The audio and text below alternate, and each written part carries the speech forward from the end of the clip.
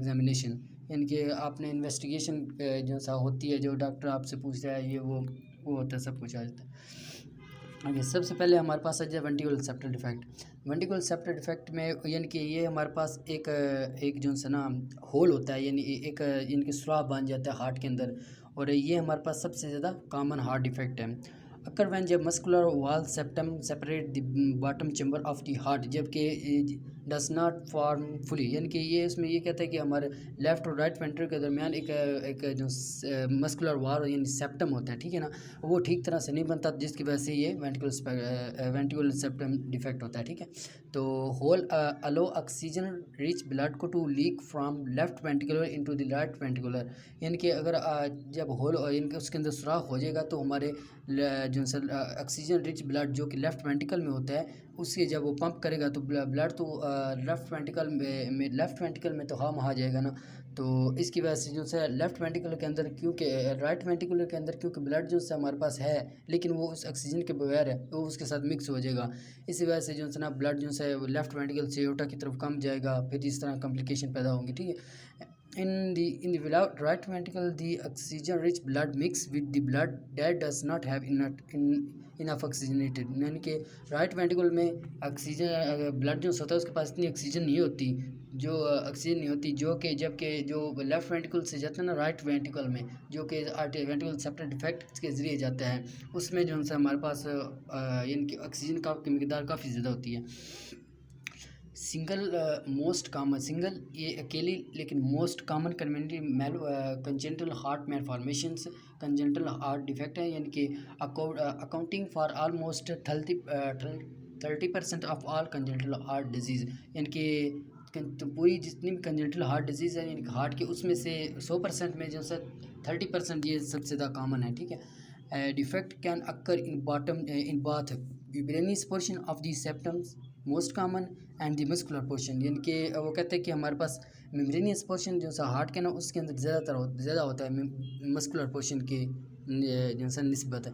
तो between 80 to 85% of all ventricular septal defect, फ़र्ज़ किया कि किसी शख्स को 100% वेंट्रिकुलर सेप्टल डिफेक्ट है, उसमें से 80 से 85% जो सा होता है ना वो तो ज़्यादातर जो सा होता है उसका साइज़ जो है हमारे पास कम होता है 3 से मिलीमीटर से, तो उनको वो खुद ही स्पॉन्टेनियसली यानी कुदरती तौर पर वो खुद आपस में कनेक्ट हो जाते हैं, यानी क्लोज हो जाते हैं, और 50% टू ईयर में हो जाता है, 90% हमारे पास 6 मंथ में हो जाता है, और 10% हमारे ड्यूरिंग स्कूल एज में हो जाता है।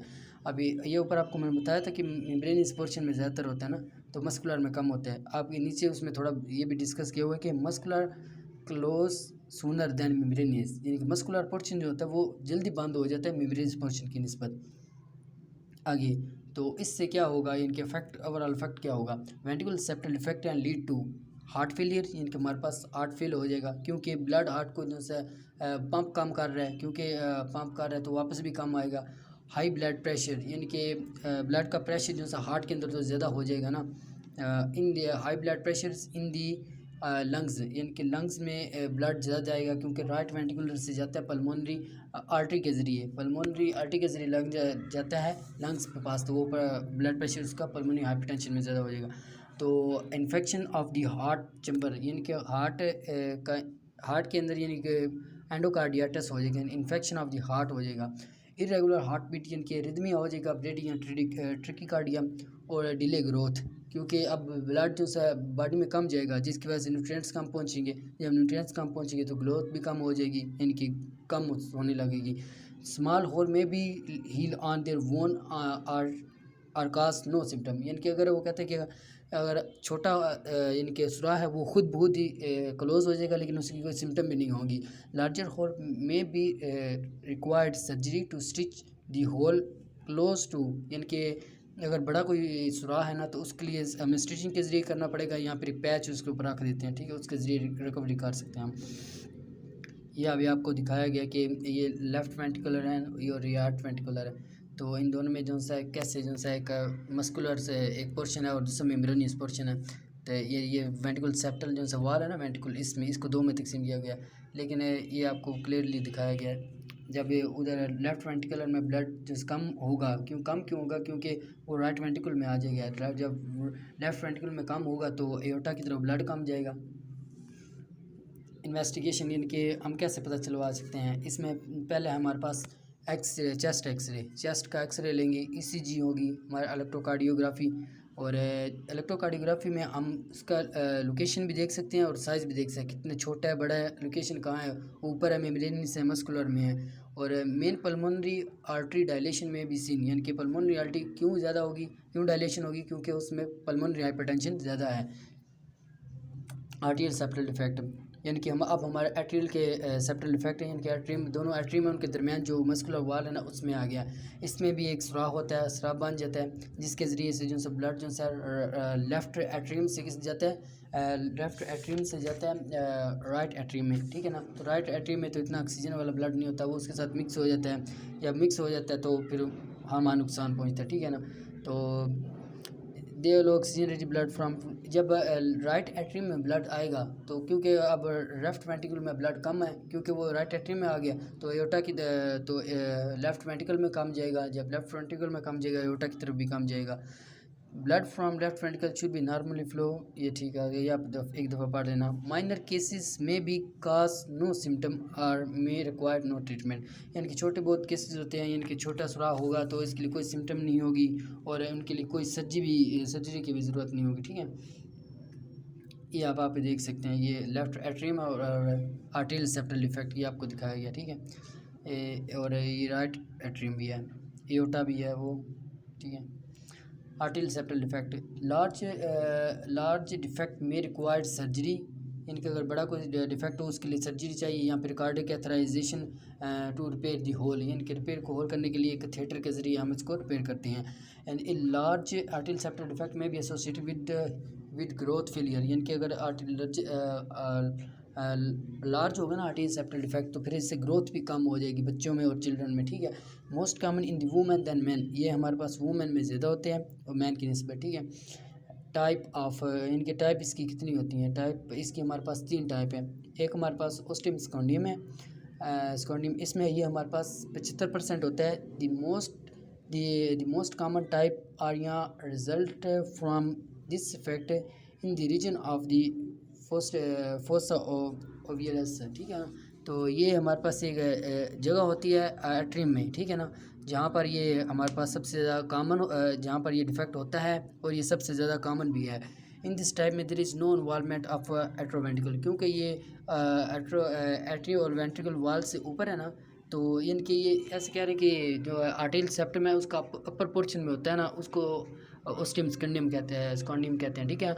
इस क्योंकि ये नीचे वाला जो होगा ना उसको हम कहते हैं ओस्टियम प्रोमियम, ठीक है ना, क्योंकि ये नीचे होता है, इसी वजह से इसमें इन this type of there is also भी इन्वॉल्वमेंट ऑफ एट्रोवेंट्रिकल वाल, इनके इसमें एवी वाल जो हमारे पास शामिल होते हैं। इसमें पढ़ लेते हैं ostium primum result from absence of septum primum, यानी कि सेप्टम प्रीमियम की कमी की वजह की जो जब एब्सेंस होगा तो हमारे पास वो ओस्टियम प्रीमियम हो जाएगा, ठीक है। At the lower portion of the arterial septum के लोअर पोर्शन में, मैंने कहा ये नीचे होता है, इसी वजह से इसमें एवी वाल शामिल होते हैं। ये सिनस वेनस डिफेक्ट ये 10% होता है, ये भी एक दफ़ा आप पढ़ लेना। इसमें हमारे पास upper part of the septum near the entrance of the inferior vena cava, in inferior vena केवा में जो सा हमारे पास एक ये जो सा होता है जहाँ पर इंफीरियर, ये अपर पोर्शन में होता है आर्टेरियल सेप्टम डिफेक्ट के, आर्टेरियल सेप्टम के जहाँ पर इंफीरियर वेना केवा एंटर होती है और कोरोनरी आर्टरी सिनोसिस है, ठीक हो गया। तो there for producing communication between coronary सिनस and left atrium, ठीक है, इनके दोनों के दरमियान कम्युनिकेशन कायम हो जाता है। अब इसकी क्लिनिकल फीचर है, इनके अगर ये किसी शख्स हुआ है तो क्लिनिकली हम इसको कैसे जो है ना देखेंगे, इनकी कैसे पता चलेगा इसको बंदे को है या नहीं है। एक तो ये एसिम्टोमेटिक होता है, इनके इसका कोई सिम्टम नहीं होती, ठीक है ना। एक्सर्शनल डिस्पिनिया में होता है शॉर्टनेस ऑफ ब्रीथ, तो आफ्टर 30 एज, यानी कि 30 साल के बाद उसको जो है बहुत ज़्यादा सांस लेने में तंगी हो जाएगी, ठीक है ना। तो ये है हमारे पास PTS, ये PTS क्या है, ये हमारे पास है पोस्ट थ्रोम्बोटिक सिंड्रोम, ठीक है। Post thrombotic syndrome are more prone to develop pulmonary infection, यानी से पल्मोनरी इन्फेक्शन डेवलप हो जाता है। राइट वेंटिकुलर फेलियर व्हेन, जब लार्ज डिफेक्ट यानी कि जब बड़ा डिफेक्ट होगा तो राइट वेंटिकुलर फेल हो जाएगा। एंड प्रोलॉन्ग पल्मोनरी हाइपोटेंशन में भी डिवेलप लेटर इन लाइफ, यानी कि पल्मोनरी हाइपोटेंशन भी यानी कि एंड वाली स्टेजेस में हो जब आप बूढ़े साइज जैसे एज बढ़ती है ना उस वक्त ये वेंटिकुलर पल्मोनरी हाइपोटेंशन भी हो सकती है। लार्जमेंट ऑफ राइट वेंटिकुलर, जब राइट वेंटिकुलर की जो साइज़ बड़ा हो जाएगा, साइज़ कैसे बड़ा होगा क्योंकि उधर से ब्लड और लेफ्ट एट्रियम से राइट एट्रियम में आ जाता है, राइट एट्रियम से फिर किया जाता है राइट वेंटिकल में जाता है। जब राइट वेंटिकल में ब्लड ज़रूरत से ज़्यादा जाएगा तो फिर वो हम हाथ साइज़ में बड़ा हो जाएगा, ठीक है ना।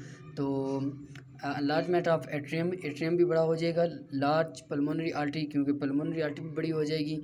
इंक्रीज पल्मोनरी वेस्कुलरिटी, यानी कि वेस्कुलरिटी वो जो वेसल का साइज जो सा बड़ा हो जाएगा, क्योंकि राइट वेंटिकल में ब्लड तो ज़्यादा है। जब राइट वेंटिकल में ब्लड ज़्यादा है पल्मोनरी आर्टरी के जरिए तो ब्लड जाएगा लंग्स के पास, वो भी ज़्यादा ही जाएगा। अच्छा, तो आज पर हम अपना लेक्चर एंड करते हैं, इंशाल्लाह फिर नेक्स्ट पोर्शन अगले जो से लेक्चर में डिस्कस करेंगे। अस्सलाम।